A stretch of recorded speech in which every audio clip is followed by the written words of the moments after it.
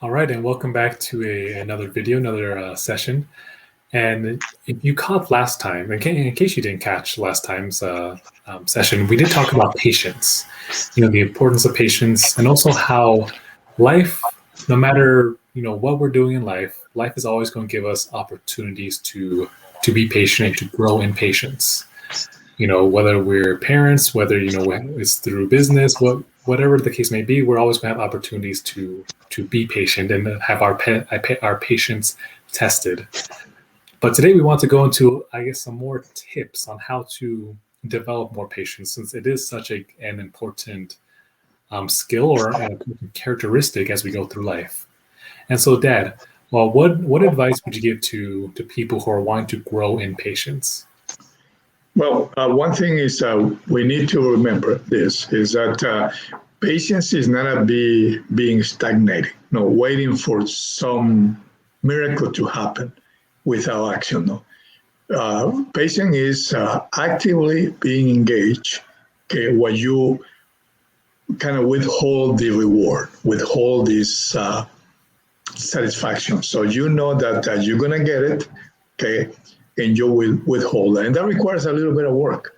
In regard to that, really the biggest problem with pacing is the lack of the internal control. No? I mean, that creates a self-conflict. No? They place ourselves in a position where we're much more likely to make poor choices or harbor pessimism or negative attitudes. See, on the other hand, guiding and directing our life with intent and self-control literally move us towards our goals. So, and beside that, enables us to develop important virtues along the way. So when we're in control, okay, ourselves, there is little conflict or agitations that happens when we make decisions. So patience really reigns, and we're more agile to adapt to situations and different circumstances as they change, because things are going to change. So if we lack self-control, however, it is easy to predict what will happen, okay, and it will be inevitable display of impatience. So I would recommend to do this. This is a little exercise that we can all do. No? So we have to first understand that there are so many areas in our life where you may struggle with self-control, and that's a big issue, because mainly when there is no self-control, we feel uncomfortable, we feel a lot of pain, discomfort. So we trying to control others. So now here's a little exercise. So if you have a piece of paper, okay, you can probably write this down. Okay? So if for any reason you don't have it, just it's going to be recorded, so you can watch this again. So and stop it when you want. So make a list. Few things that you encounter daily in your life. All the basic. So and just list one at a time. So write them down. Okay. So you create a list. Let's say I gotta go out and always I'm encountered traffic. So put traffic. No? And put in a list. Then put number whatever you want to put. Your spouse, if you're married, you will have to engage with her or him. Children if you have, or other family members. Money, because you got to deal with money daily pretty much. Health, I mean, look yourself on the mirror and you feel it, sensations of energy or not energy. So just put health too. We encounter death too.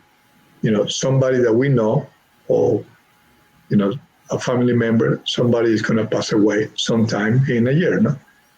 The weather, you see it daily, your future, because your brain is projecting and your mind projecting the future. No, work, if you work and not retired, then just put work.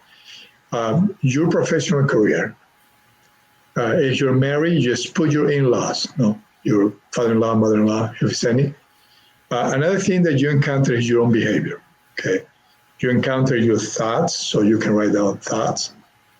Your intentions, you got to focus all the time. So that's something that you are aware, you can see where you're projecting your focus. You can be a witness of your actions, can't hide from that. You may ignore it, but that might be another thing to write it down. Sleep, gotta go to sleep.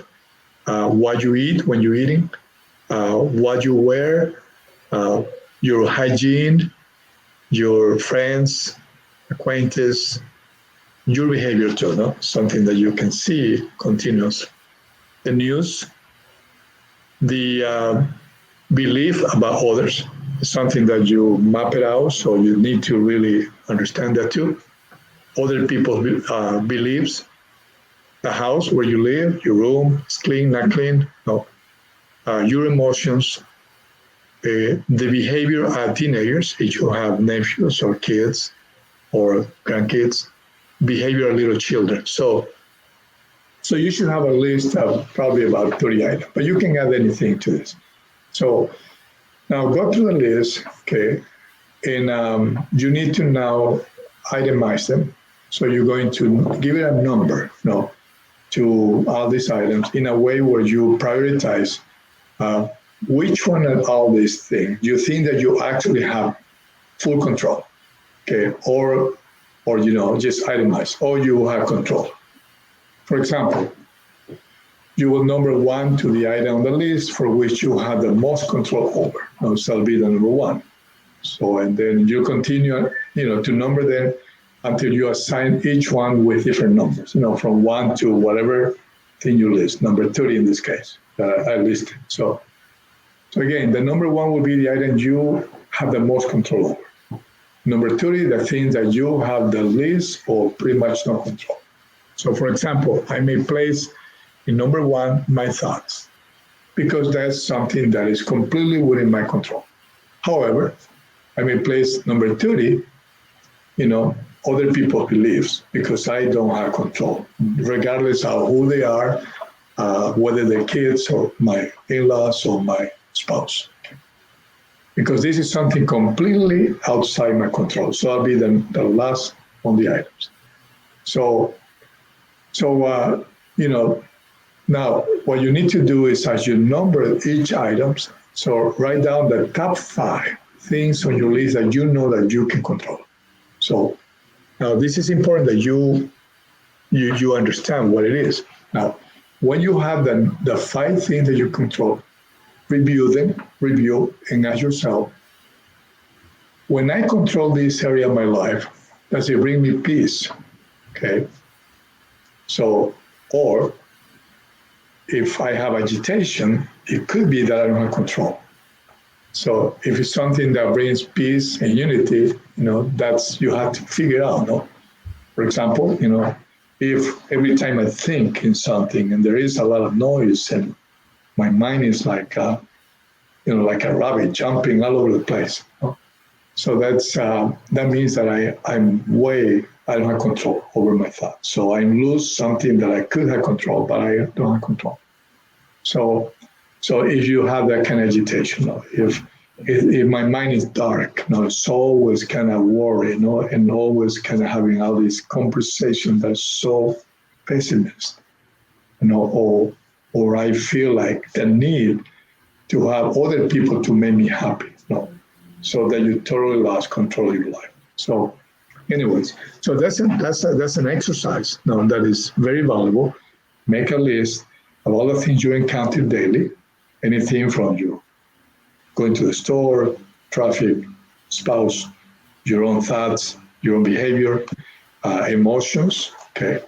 And if you don't have, if the top 5 are not your thoughts, your emotions, your intentions, your actions, so you probably are having some big problems. No. So I know you have a comment on this, Ulysses. Actually, no, you can continue. Oh, you're on mute. All right. I want to then wrap it up by sharing some things in regard to this. As humans, we have a deep desire for certainty. Okay, certainty. This desire has an important purpose in helping us progress, in helping us, and it creates in creating and changing So this desire, however, can also create the belief that we personally shape outcomes and all the events according to our desire. So while it is certainly true that we can create and achieve goals in effective manners, the idea that we're under control is an illusion, even when we're successful in accomplishing our goals. It is never the result of our own talents only. See, I'm here, year 2021, I'm sitting on a lot of other generations of ideas, creativity. No? It's not only that, there are resources given to me. When I achieve something, it's a lot of people involved. So that's an idea, that's an illusion. To think that even if I have a desired outcome in the past, I have the control. These things that we receive daily, they're gifts.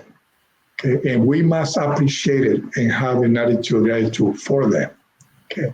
So any outcome we receive is always meant to benefit us and other people.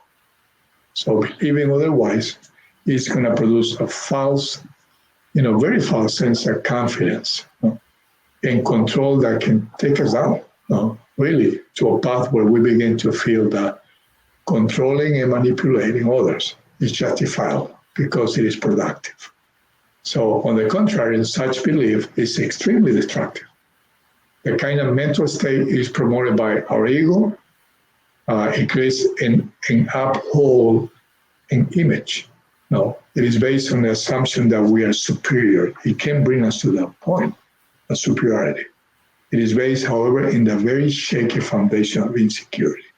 So the only thing that you and I have control is over what's in your mind, your intentions, your thoughts, your focus, your attention. So those are the things in your action. Everything else, no matter what anybody says, is beyond our control. Our understanding, acknowledging, and embracing what is in our control, in addition to what we have no control over, is extremely liberating. So it does create, a sense of efficiency and joy. On the other hand, living our life in a way where we think we have control over things outside of ourselves creates a life, where we are really doomed to miss expectations. These lead to disappointments and really a lack of happiness. So this is the message for today, and I hope this exercise helps us, and this content and thoughts can help you to think. Really, we're sitting here in front of this technology.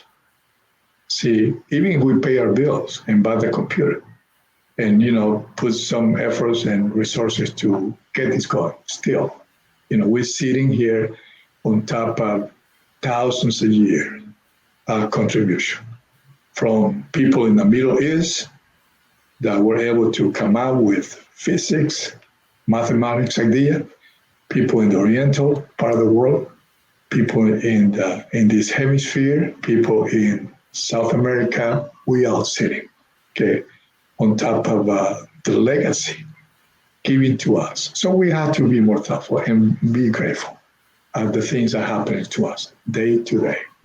Even this earth is designed to help us to really fulfill our aspiration. And we have to remember that. Otherwise, you might feel that you are supposed to be the one that is making everything because of your own skills.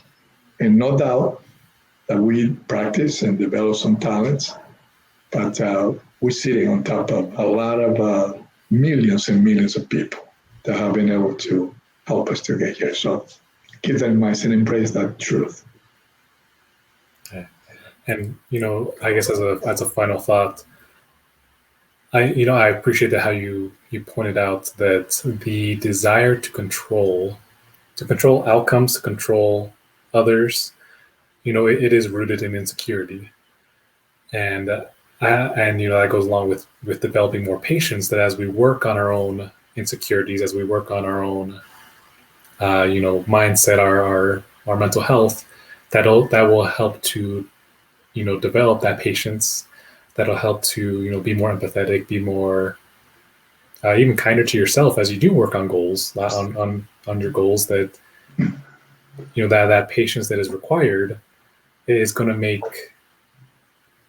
work on those goals more enjoyable, because you're enjoying the journey, not just getting there. And you can do this under any circumstances. Today, I was on the airplane and waiting in line to get a cup of tea while I was waiting for my plane. And it was a long line. The gentleman in front of me, he was amiable, and then he was fine. We wait for about 15 minutes, 20 minutes, and he was fine until I got a phone call, and I was talking to this person that only speaks Spanish. I was talking in Spanish. And as soon as I started speaking Spanish, for about 3 or 4 minutes, trying to give instructions, the gentleman in front of me who was amiable, he changed totally. No. So, I could really jump the gun and say, okay, this guy is racist. No. Why he was friendly to me when I appeared to be, a Caucasian because of my height and the color of my skin. And now that I'm speaking in a language that's different to his, he changed. So, and I say, we can be patient under every circumstances. No, I didn't pass any judgment. It was clear. No, he showed really being discussed with me. He was not friendly. He not even, not physically, but he pushed himself away from me, and he was kind of looking at me differently. I still smiled to him. And there were people in the back, and they were, Spanish people. Now, when I finished my conversation, and the gentleman went a little further away from me, and the people behind me, they were closer, and he said, this gentleman seemed to be racist. He changed only because you started speaking Spanish. And I say to these people in the back, you know what? We don't know, okay? And even if he is, we don't know the pain that the gentleman is going through, and I say this is the problem that there is. And our job is to be compassionate.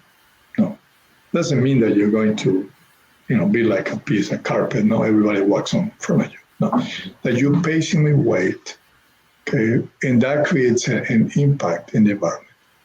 So I was friendly. At the end, after I paid for my tea and had to wait for it, and the gentleman waiting on the other end to the same person, I approached him and I said hello, and I was really kind, not trying to be initiate any type of confrontation, but I say it bothers you that I was speaking Spanish. I'm sorry, but the person on the other line only speaks Spanish, and I couldn't speak English. Did that bother you? It creates some. And the gentleman, he said, well, it's just that we're in this country and we're supposed to. Yeah, but you know what? The people I was talking to, I do business with, and I bring money from the country here, and we all benefit from the money flow that comes this way. And I have to give my service to. And then after, a couple of conversations, it was, again, an amiable conversation.